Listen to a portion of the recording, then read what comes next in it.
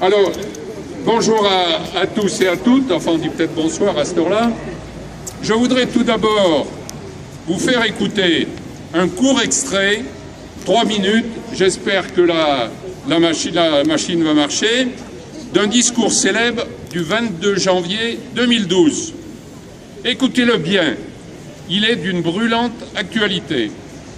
Que toutes celles et ceux qui n'ont pas souhaité être là ce soir, ou qui n'ont pas été au courant, ou ceux qui se sont fait élire sur cette base, l'écoutent bien en pensant aux promesses faites et trahies depuis, en pensant aussi à notre peuple frère, le peuple grec, qui lui aussi a voté, comme nous, en 2012, et qui a un gouvernement qui résiste et qui ne se couche pas devant le monde de la finance.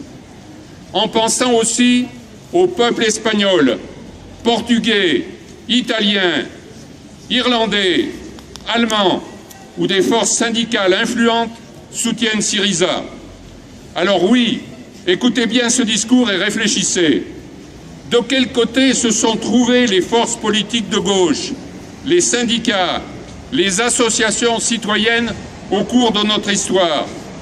Du côté de ceux qui capitulent ou de ceux qui résistent? Tout y est dans ce discours. Il n'y a pas qu'une seule politique possible, dit la personne que vous allez entendre. La finance qui gouverne sans être élue, les dettes souveraines et l'austérité, les banques qui, une fois sauvées, mangent la main de ceux qui les ont nourries, les fonds spéculatifs. Alors, ce texte est un peu coupé au début, il faut écouter au début, si ça veut bien marcher. Il n'y a jamais, je dis bien jamais, une seule politique possible. Alors, j'essaye de vous faire écouter le reste.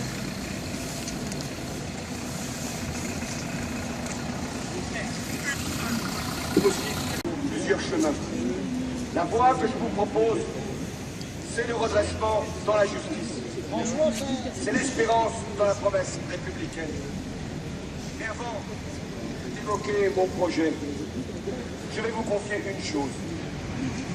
Dans cette bataille qui s'engage, je vais vous dire qui est mon adversaire. Mon véritable adversaire. Il n'y a pas de nom, pas de visage, pas de parcours. Il ne présentera jamais sa candidature. Il ne sera donc pas élu. Et pourtant, il gouverne. Cet adversaire, c'est le monde de la finance.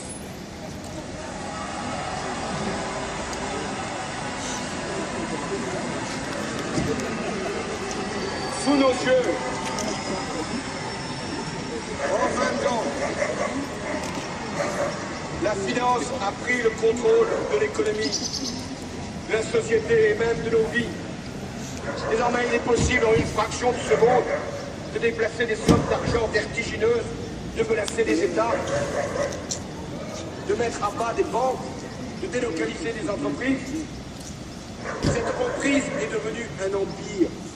Et la crise qui sévit depuis le 15 septembre 2008, loin de l'affaiblir, l'a encore renforcée.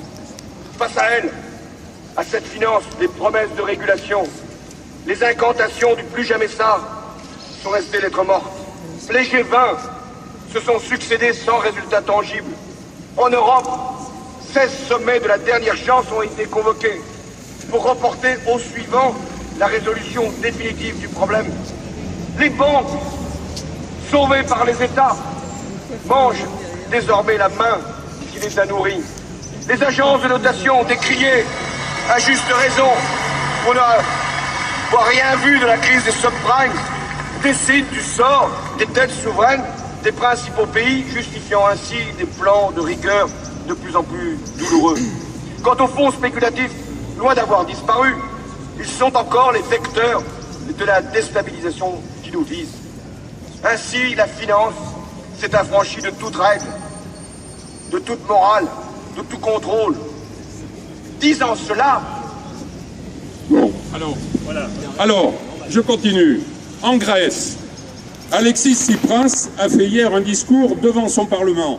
Il a reçu la confiance de son Parlement très largement, avec les votes de Syriza et puis de son allié. Les autres ont tous voté contre. Il a déjà pris un certain nombre de mesures promises et il a affirmé clairement qu'il tiendrait les autres. Il évoque largement dans son discours la solidarité des peuples qui lui sont indispensables. Le peuple français, qui a su magnifiquement se lever le 11 janvier dernier, doit aussi se lever pour exiger qu'en France, avant qu'il ne soit trop tard, une alternative à l'austérité voit le jour et qu'enfin, sur notre continent, naissent les jours heureux du XXIe siècle. Si j'ai encore un moment, je voudrais en conclusion vous lire l'excellent éditorial de Michel Guilloux dans l'Humanité d'hier.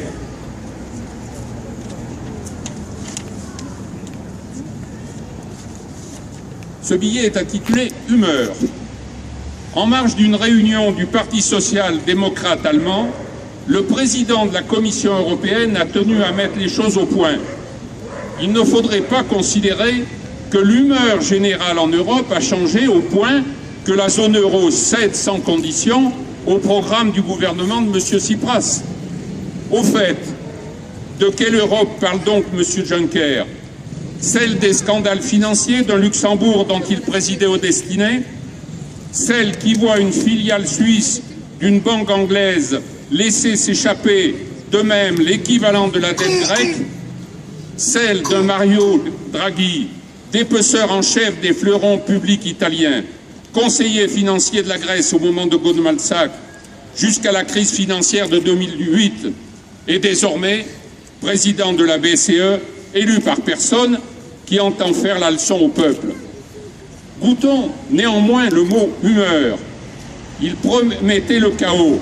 La Terre ne s'est pas arrêtée de tourner avec la victoire de Syriza.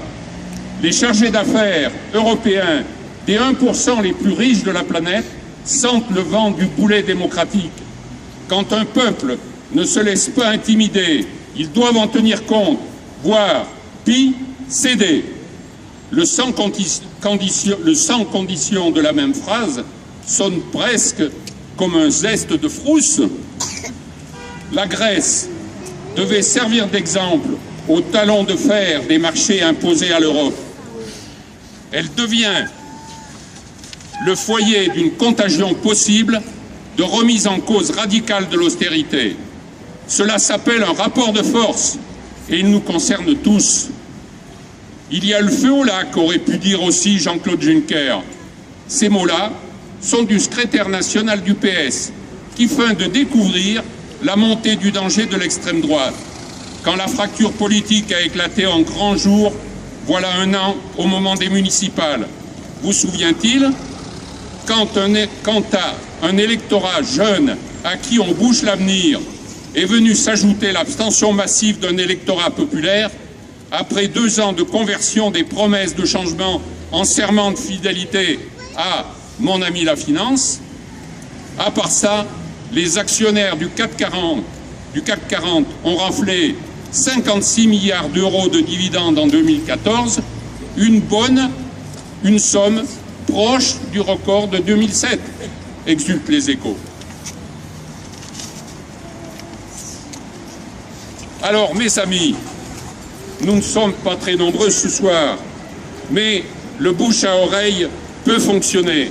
La Grèce aura encore besoin de nous dans les semaines qui viennent.